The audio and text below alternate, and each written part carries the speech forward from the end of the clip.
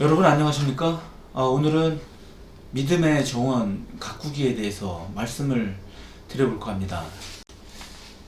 믿음의 정원도 일반 자연의 정원과 마찬가지로 매일 가꾸고 다듬고 손질하지 않으면 금방 잡초가 무성해져서 폐허가 되듯이, 마찬가지로 믿음의 정원도 매일 조금이라도 시간을 내서 기도하고 또 성경 말씀을 읽고 말씀을 듣고 또 하나님을 생각하고 이런 믿음의 생활을 하지 않으면 금방 그 믿음의 정원도 잡초와 같은 다른 생각들이 침범을 해서 금방 무너지게 되어 있습니다.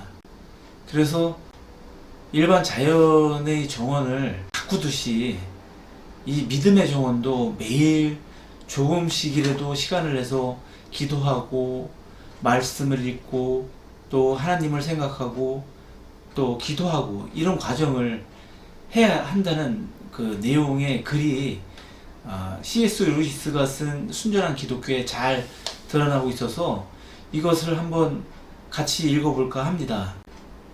그럼 바로 한번 그 내용을 읽어볼까 합니다. 저는 인간의 정신이 한번 어떤 것을 사실로 받아들이면 그것을 재고하게 만드는 대단한 이유가 생기지 않는 한 자동적으로 그 믿음을 견지하게 마련이라는 가정을 가지고 있었습니다. 사실상 인간의 정신은 이성의 전적인 지배를 받는다고 생각했던 것이지요. 그러나 그렇지 않습니다. 예컨대 제 이성은 마취를 한다고 해서 사람이 질식하는 것은 아니며, 잘 훈련된 의사들은 제가 완전히 의식을 잃을 때까지 절대 수술을 시작하지 않는다는 것을 충분한 증거를 통해 완벽하게 확신하고 있습니다. 그런데도 의사들이 저를 수술대 위에 눕혀놓고 그 끔찍한 마스크를 씌울 때면 속에서부터 아주 유치한 공포심이 솟구치기 시작합니다.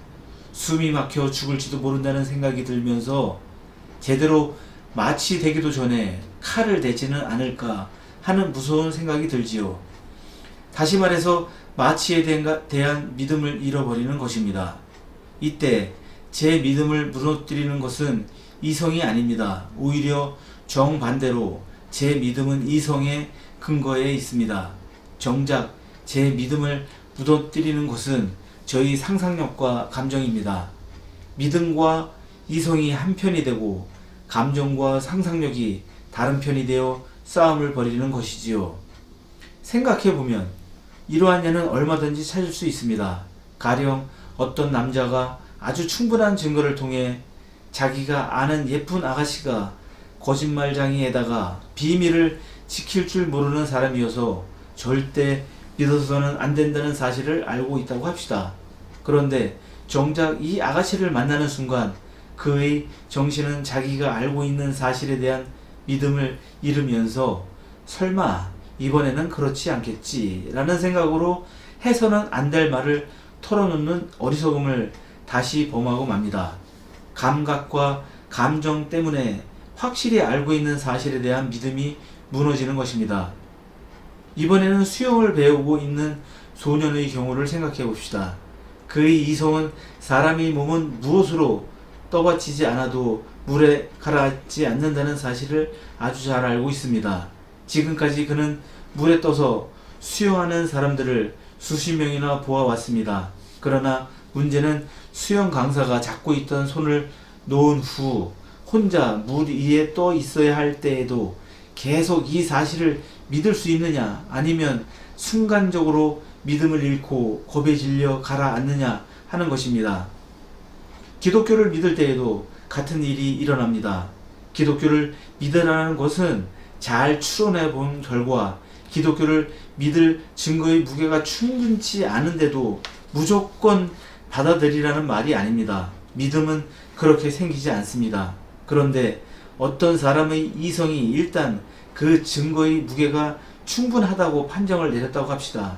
저는 그 후 몇 주 동안 그에게 어떤 일이 일어날 것인지 말씀드릴 수 있습니다.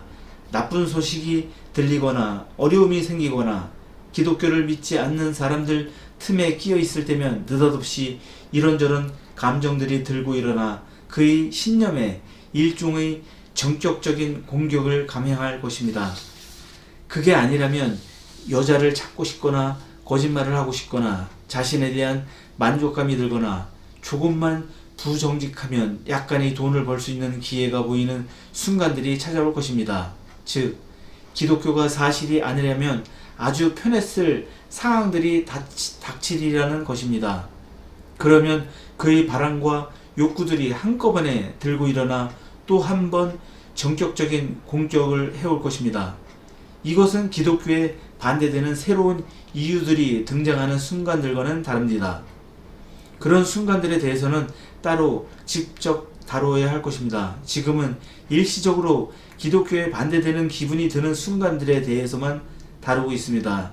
제가 여기에서 사용하고 있는 의미의 믿음은 아무리 기분이 바뀌어도 한번 받아들인 것은 끝까지 고수하는 기술입니다.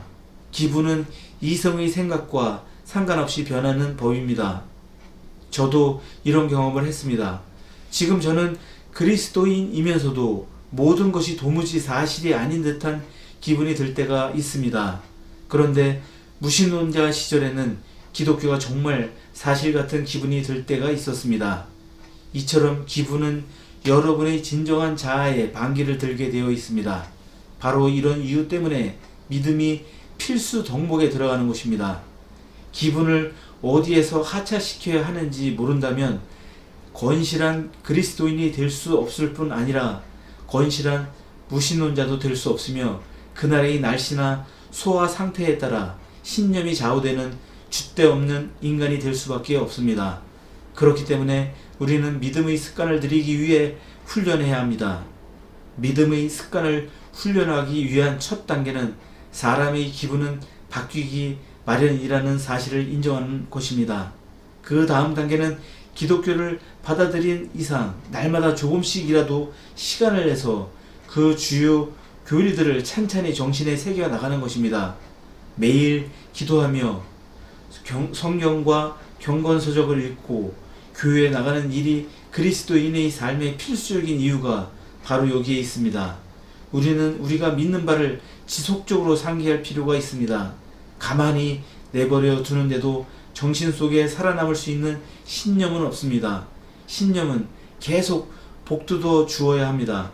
사실상 믿음을 저버리는 사람 100명 중 정직한 논쟁을 거쳐 추론한 결과 믿음을 저버리는 사람이 과연 몇 명이나 되겠습니까? 그저 어쩌다가 믿음을 잃는 사람들이 대부분 아닙니까?